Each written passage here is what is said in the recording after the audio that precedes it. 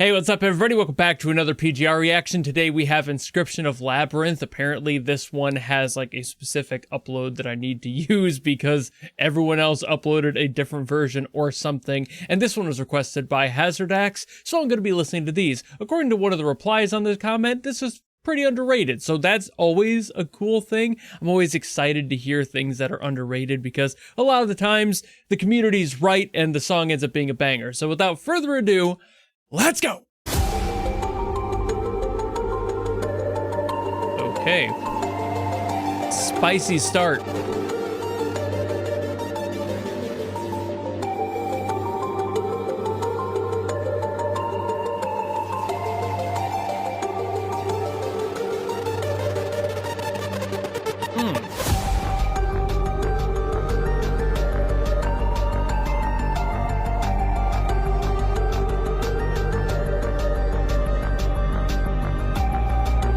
Always PGR with their brilliant, like, world-building atmosphere.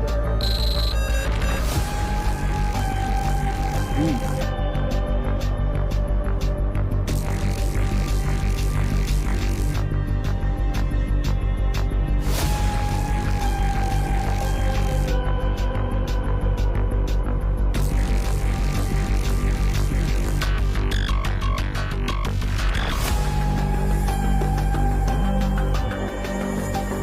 This is very heavy on the atmosphere.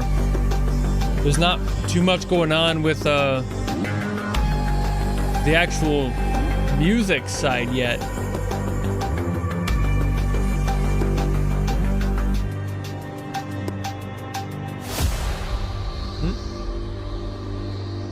Unless.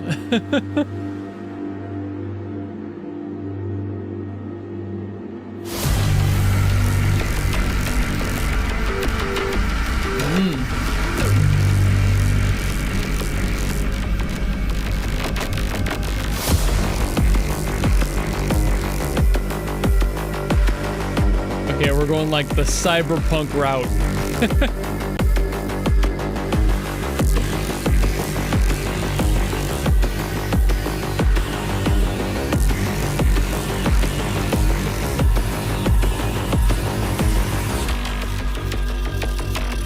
But I feel like there's something else here.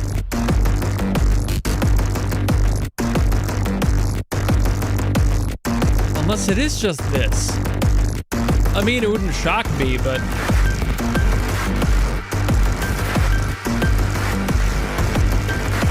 This is playing out like a horror movie, by the way.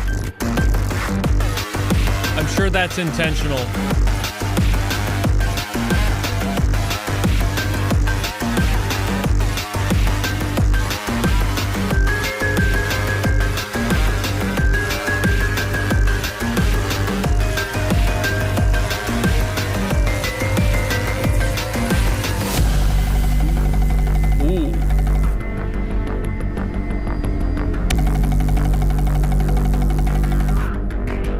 Huh.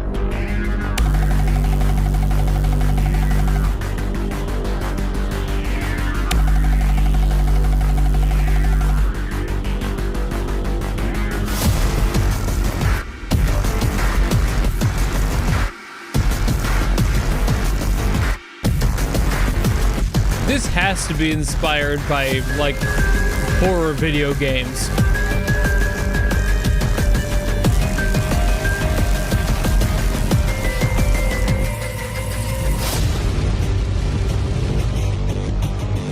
Visually, obviously, but in the sound as well, it's really got that atmosphere built, and it's not letting go of it either.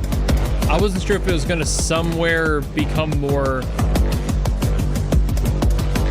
I don't know if I would say musical, because it still is, but it's definitely more on the sound design stuff. It's keeping that kind of, I mean, it's just raw tension, really. It's keeping all that together. And it's not like going into a melodic focused track at all.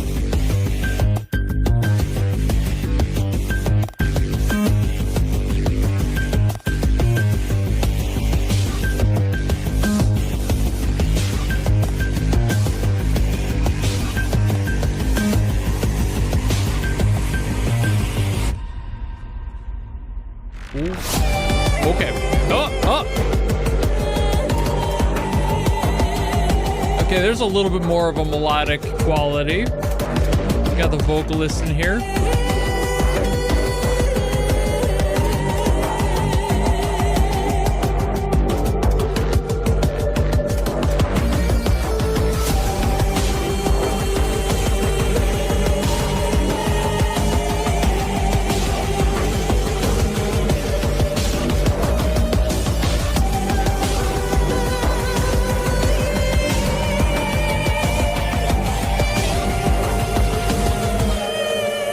Is playing with that,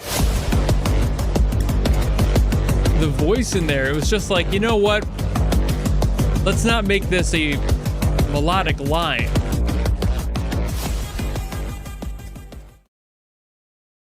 Interesting. I mean, like, as I was listening, I kind of was starting to understand that this song was more of like an in-game piece that like plays during gameplay. And of course, you're not going to have something like a character theme happen at those points, but also an interesting way to do it with just everything that they did here. So according to a comment on this exact upload, apparently they deleted the official upload of this for some reason, and nobody seems to know why, which is intriguing in its own right, because like the tone of this is very horror film themed. It's just very that, right? So it almost adds to the mystique of it. The fact that they were just like, no, we can't keep this. It's cursed. And they got rid of, I'm sure it's something much less serious than that. It's probably just something like copyright issues or something license wise, and they just didn't want to get in trouble for it for whatever reason. Sometimes licensing for music in games in general can be weird. So even if it's something that they have paid for and somebody else has made, occasionally there are some discrepancies and issues with that. It really just depends. So I'm not entirely sure why, obviously, just like seemingly nobody is, but an interesting thing that they would just delete this for some reason. Well, like I was kind of talking about during the reaction, this song has some stuff going on there that is mostly sound design, and I've been talking about this quite a few times this past week especially, that I can't really get into too much music theory when that happens, because it's largely just setting a tone, and it's a flat line when it comes to the musical identity of the music theory and everything. There's not too much going on there, but the sound design is what shines in these songs, and especially for things like this that's supposed to be like a level theme, you can tell that that's what it's supposed to be. It has all of the qualities of that, not any real vocals or anything going on, no lyricism. That can just get lost during gameplay anyway with all the other sound effects going on. So just creating something that is a baseline energy level for the people to grab a hold of subconsciously, that's all you need. That's all they did. And as far as I could tell, this did have some horror adjacent themes to it, and musically I could definitely hear that, which is cool, because that's what it should be. I've always loved the creativity behind especially horror music in video games. They love to lay into that mysterious quality and just having these weird sound design things going on. There wasn't too much weird about this one, but coming from somebody who's only played the game a little bit, and I've heard basically nothing but the first couple of chapters maybe of the game's music, and then of course the character themes, this is different. This doesn't hit the same way that those do. It's a completely different vibe. It's taking everything and turning it on its head a little bit, and it just sounds more unique than those. So I'm assuming that it's some very specific event thing. Like, I could kind of tell with the picture on screen and everything that this is supposed to be an event related to probably number 21, maybe. Either way, though, it's just a cool way to handle music. It's just taking things to the literal degree, I would say, and making things sound as to the tune as they can get, while still keeping that quality on them that is musical. Like the vocals, for example, were something that had a little bit more of a melodic quality to them, obviously, and you could kind of tell how they were playing around with that by utilizing some scaling that was more like direct next to each other. Each note was kind of chromatic, and a lot of the time they would have notes literally right next to each other, like the black key next to the closest white key, and those don't tend to sound good when you put them together, but when you put them in a scale like that, especially through vocalizing, it feels much more natural. Guitar solos do this a lot too for the same exact reason. As long as you're playing within the key, it's fine, but the point of these are to take steps out of the key in order to add more tension back into the theme. So we already had plenty of tension with all the sound design stuff creating this tone we got, but then they were like, you know what we need to do? Let's crank that up a little bit. We're starting to lose them. Like, it's just depending on how long the song goes and how long the theme is before it loops back around. You need to start introducing other factors, and having that vocalizing in there works really well for that because it changes everything and introduces a new sound that wasn't there before. So you're also shocked by this new information coming into your brain, but also it sounds eerie and weirdly familiar at the same time, and you're just like, man, I don't like that, and it adds to that uncanny quality of the rest of the song. So thematically, it does its job very well, but also musically, it just kind of sticks on the same notes like a lot of electronic music does, and especially for background music, it just kind of hovers around one or two as like the baseline notes, and everything else is more of like a texture in the ear. And that's exactly what it should be. There's no strikes against them for doing what should be done for the game. That's a whole quality of